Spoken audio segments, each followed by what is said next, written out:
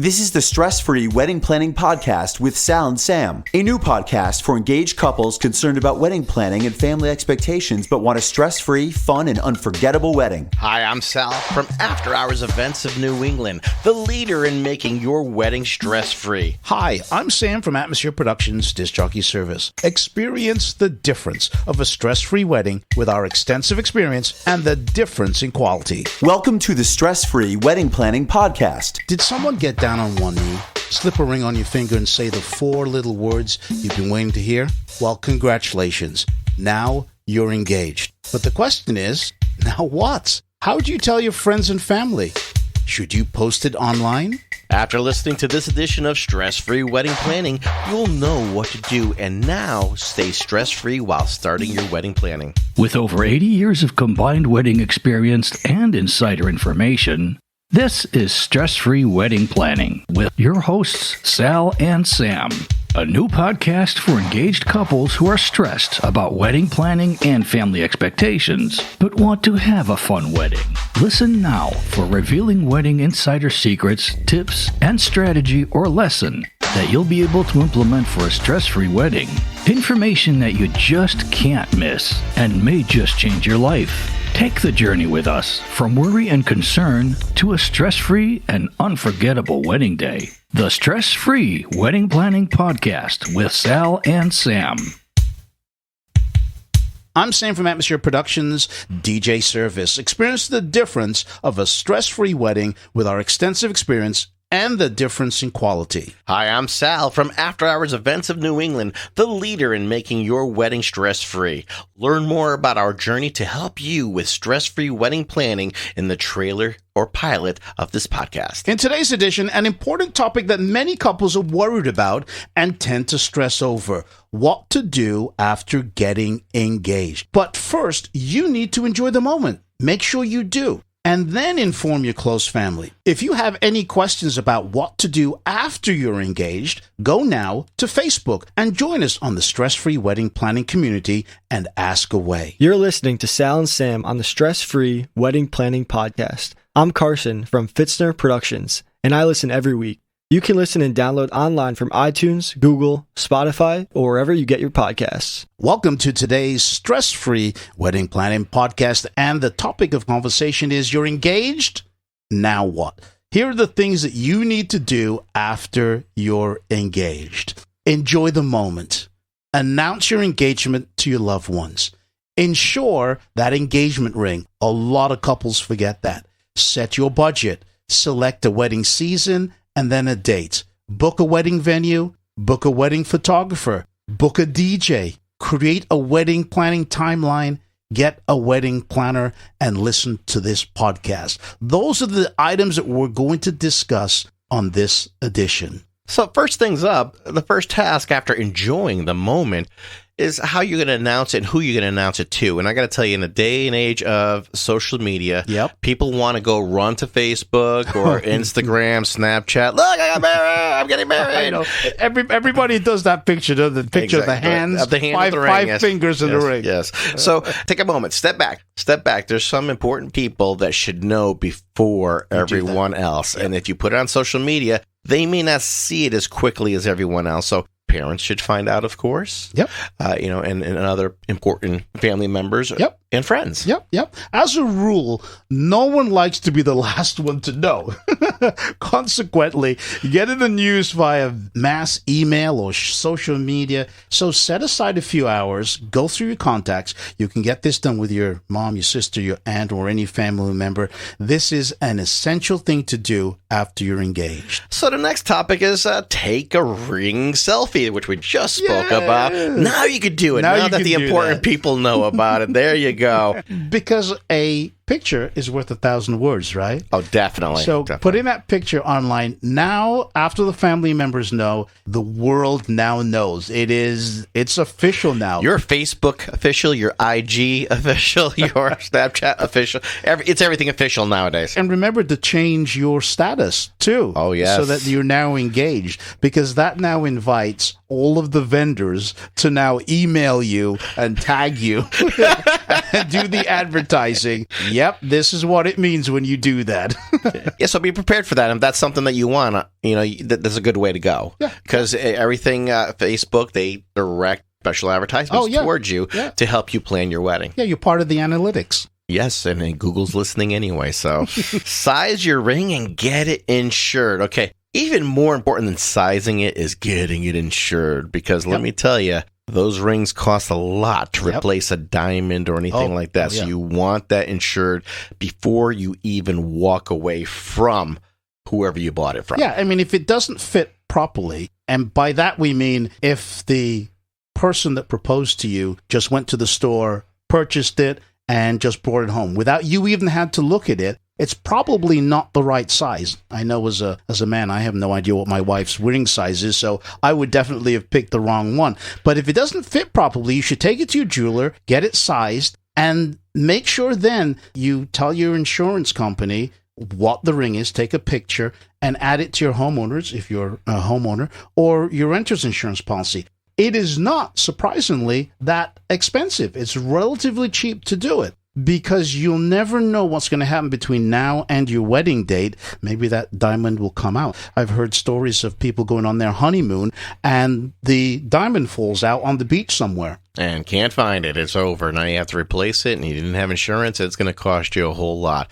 Yep. Many of these jewelers also have access to insurance companies that will really give you a great price, and people that they trust and have been doing this for years. When it comes to sizing, I'm going to give a tip here. One way to do it, if you're going to give a ring, somehow slick-like, use a piece of string and put it around the finger, and that's how you figure out the size sometimes. No kidding. That's very clever. There you go. So, you play a game of some sorts, and so they have no clue what you're really doing, and there you go. You used to be a jewel robber or something, didn't you? Because that's a great tip. I've never heard that before. That is great. That's what I'm here for, to make it stress-free. Set a date. Pick a date, or at least a year ahead. So after, everybody said the congratulations, and let me see the ring, you're going to go through that. The next question is usually, when's the wedding? When's the wedding? And people feel like being in the loop, and, you probably don't have a date already set, the day after you got engaged. So, at least try and get as close as specific, or at least a season. And that way you can tell people, well, I'm getting married in the fall of 2024. Yeah, you definitely just want to be prepared, because you're always going to get that question, when. And when you don't have an answer, people are questioning why you don't know. I don't know why people are like that. They think as soon as you're engaged, you should know the date, time, location. You got the venue booked, you got the photographer done, you got everything done. But it's not true. Well, I think some people think when engagement happens, you've already had a discussion about getting married, and this was the formality, putting a ring on the finger. Exactly.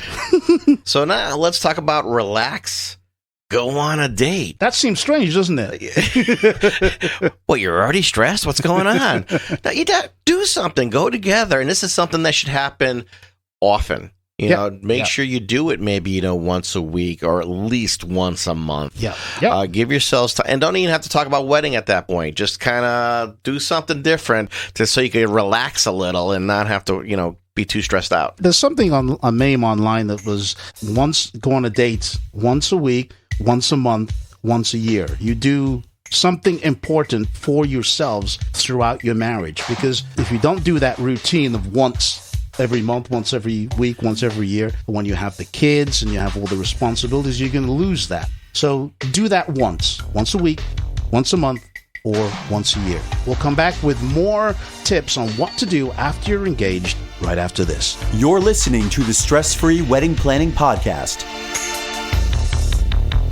Wedding Tip Wednesday is brought to you by Emerge Cosmetics. Are you ready to emerge? A new line of luxurious lipsticks and lip glosses created with the intention of empowerment and coming into who you truly are. Strong, beautiful, and confident. Use coupon code EBI10 at shopemergecosmetics.com for an instant 10% discount. That's coupon code EBI10 for 10% discount at shopemergecosmetics.com. Emerge as the true you. On today's Wedding Tip Wednesday, present your bouquet. Instead of the bouquet and garter, present your bouquet or your throwaway to someone who's engaged in your wedding party. Alternatively, present your bouquet to a special person. like your mother or grandmother. These will be the unforgettable moments that you can create for your wedding day. So another way to do that, too, is if you're having an anniversary dance and you have the longest married couple, you can give those flowers to them. That's a great nice little token, yeah. And remember, you don't have to have a throwaway bouquet at all. You don't have to do a bouquet and garter ceremony. And that is the trend today, is that we just skip the whole event altogether. Let's just keep partying and have a great time. Don't make people feel uncomfortable by doing that whole little thing there. Exactly. Single people feel a little weird about it sometimes. So that's your Wedding Tip Wednesday for today. Wedding Tip Wednesday is available on the Stress Free Wedding Planning Facebook group page every Wednesday. Join the group for free. Don't know what to do for your first dance? Is your future spouse having trouble picking a song to dance with their parent? Worry no more. I have the answer. Go to afterhoursevents.com/contact guest. That is CONTACTGUEST. And you'll be able to listen to hours of music to help you select the right songs for your upcoming wedding. Again, go to afterhoursevents.com/contact guest. Do you want access to a stress-free wedding planning process? Then go to our website, allthews.atmosphere-productions.com, and get my free report. 8 questions you must ask a wedding professional before booking them. Get it today. That's allthews.atmosphere-productions.com. Look for the free report and learn to shop like a pro from a pro, and go from concern and worry to stress-free wedding planning. You're listening to the Stress-Free Wedding Planning Podcast. We're back. I'm Sal from After Hours Events of New England, the leader in making your wedding stress-free. And I'm Sam from Atmosphere Productions Disc Jockey Service. Experience the difference of a stress-free wedding with our extensive experience and the difference in quality. And we've been talking about being engaged. What do you do after you get engaged? Things we've talked about so far. Your first task for enjoying the moment. Take a ring selfie. Size your ring and get it insured. Set a date. Relax. Go on a date. What are we going to talk about now? Get a wedding planner. If you don't know how to plan a wedding fully, that you need to get somebody who does. And if you feel stressed out already just after getting engaged, I suggest you go right away and get a full wedding planner that's going to help you plan everything, because it reduces the stress and it will save you time and money. I cannot recommend getting a wedding planner or a wedding coordinator any more than I actually do. It's well worth it. Yes, without a doubt. These are the people who are going to help you step by step do what you definitely need to do and help you with that budget too. It is going to cost you extra, so be prepared. And I see sometimes in these news groups that I want to hire a planner, but I don't want it to break my budget. Well, there's a reason why the good wedding planners cost more. Typically, they're taking you by the hand and walking you through the whole process. No and doubt. Keeping you away from these pitfalls that many people walk into. Find somebody that fits your budget, obviously, but definitely get a wedding planner or a wedding coordinator. Okay, and just keep in mind, you don't have to get a wedding planner that does the whole thing if that's just not working in your budget. Day of, though, could be extremely helpful. Mm-hmm. So let's talk about the next thing. Start a wedding savings account and create a budget. Remember, even a small wedding is going to cost you money. Therefore, wedding savings accounts are so easy to start up. You know, you can just go to a bank and you can actually just start up an account with a few dollars and add to it, maybe from each paycheck, or a certain amount every month is transferred into there. Just start. The fact is that you're not going to be able to pay for everything in one lump sum, because there are going to be some vendors that are going to be asking you for some huge chunks of money. Oh, yeah. And, planning is always an important thing. So a lot of people think, oh, we got engaged, we have to have the wedding right away. No, you don't. Feel free to be engaged for a year or so. Oh, yeah, without any planning. Save that money up. Yeah. So now once you have some money there, now it gives you a better picture of what you can really do. And of course, talking to your parents and family who that might be able to help you out a little, find out what they're capable of doing for you so you have a bigger picture of what your budget looks like. Do not be afraid to ask. your parents, your family members, hey, sit down and have that important talk with them, because it's something that's going to help you in the future. Go online and see if you can find a high interest account. Go to a local bank, a credit union. Start that account so that you can put that money that you're hopefully going to get from family members or mom and dad or a rich uncle who's going to help you out. Talk about budget early and who's going to pay for what. Beautiful. Ask the parents for their ideal guest list. This is important, isn't it? It's important, but dangerous. Parents are going to be able to help you out and reminding you who your important relatives are that need to be there. Of course. They're usually a better guide in knowing where they are. So if they're out of state, they have the ability of the email address, the phone number, and of course the mailing address. Yep. Sometimes there's just some important people in the family that you don't or not even family, friends that have been friends with the family for a very long time that they may think of that you didn't, and it would have been important to you too. Right. With this asking parents, they'll help you create the ideal guest list. So make sure you have an A list, so that these are the most important people that you want to come. And then make sure you add a B list, just in case people from A list can't come. You've got a B list. Also, don't give your parents unfettered choices from the list. I mean, if you want 400 people coming to your wedding, then yeah, sure. Say, mom and dad, pick whoever you want. Yeah, we don't have the budget for $400, but if you want to kick in, there you go. For the other 200 you just added or so. Yeah. Realistically, though, you want to try and get people that you are friends with or you've seen within the last few years. If you haven't seen distant cousin Jimmy in the last 20 years, there really is no point inviting them to the wedding. You want to make sure in this age of constricted budgets that it doesn't go out of control. My daughter's getting married later this year, and we had to draw the line somewhere. Aunts, uncles, because my wife has a huge family from Canada.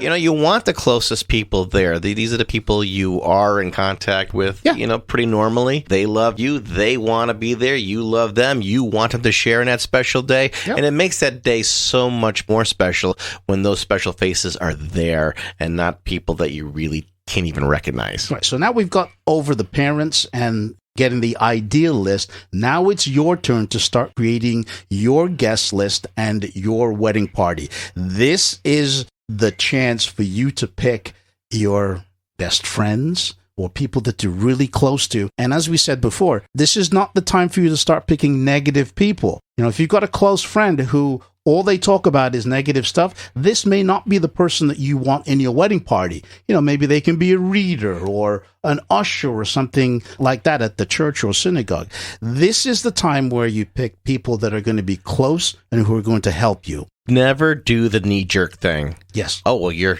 such a good friend to me. I need to have you at my wedding party. When you reassess things, you're like, oh, maybe that was not the best idea. Now you can't back out. Especially once you've said, you're my best friend. When I get married, you're going to be my maid of honor or my best man. You don't have to honor those sort of commitments. Life changes. The relationship may not be the same anymore. I think that's pretty much an understood thing, but you just never knee-jerk and just start asking people because you will regret it. And the wedding party usually turns out to be way too large at that point. Yeah. And you do want to keep this down to a minimum.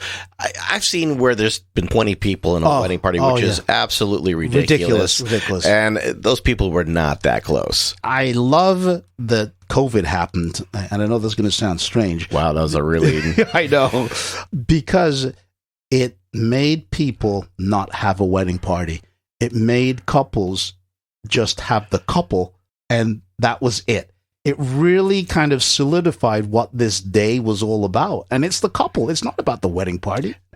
I love that. And I try to tell every couple, tradition. Yeah, we have to introduce grandparents, parents, wedding party, and us. That's the way it's done. No, it's not. It's not. It can be done so many different ways. Yep. It can just be the parents and you, or just you in general. Had a wedding last night. We just introduced a couple. It was beautiful. That was it. They came in, all the fanfare, right to the first dance. It was great. Everybody went crazy, and nobody asked you, where's the wedding party? Where's the wedding? Not at all. Not at all. So now you've got all that together. Now is the time for you to post a blog or create a website and start thinking about sending out those save the date invitations. You've reached that point now. Yeah, and the great thing about technology is because you can have these things now where at one time you couldn't. So you can really keep people in the loop on what's going on. So it's important when you create these things, you need to keep it updated, okay? And if you personally can't do it, have somebody do it. Definitely. Yep. And then the final thing is listen to a wedding-related podcast. Now, there's a great podcast called the Stress-Free Wedding Planning Podcast with Sal and Sam that I think everybody should be listening to. Two really good-looking guys, I have to say, too. So, someone to listen to. So many people listen. Speak for yourself on that. Definitely. If you don't listen to our podcast, which we suggest everybody should, listen to something wedding-related, because in the months leading up to your wedding reception, listening to a podcast of experts who have been there and have done what you are planning on doing is the best thing. Why are you listening to somebody who has never gotten married before who's going to give you wedding advice? Why? But people do it. People do it. Don't do it. Don't do that. So that's why we recommend that you go to Facebook and search for the Stress-Free Wedding Planning Community. Go there now. You're listening to the Stress-Free Wedding Planning Podcast. There you have it. We just shared with you exactly what to do after getting engaged. You also learned what steps to take to make that announcement and what actions you can take immediately to become a stress-free couple. Now, as you spend the next week planning your wedding, if you want me or Sam or our community of stress-free engaged couples and wedding experts to answer any wedding-related questions, join us over in the Stress-Free Wedding Planning Facebook group. Once you're in, go ahead and share your concerns and worries, and we'll let you know if you're on the right track or if there are some things you should work on. The link to join us is in the show notes of this edition, or go to Facebook and search for the Stress-Free Wedding Planning Community. Thank you for listening to this edition. If you've enjoyed what you've just heard, leave a review and share with a friend or someone who would benefit from this information. Until next time, then, it's TTFN. That's ta-ta for now. Remember, a new edition is released every Wednesday. Ciao. The Stress-Free Wedding Planning Podcast is produced and copyrighted by Atmosphere Productions in association with After Hours Events of New England.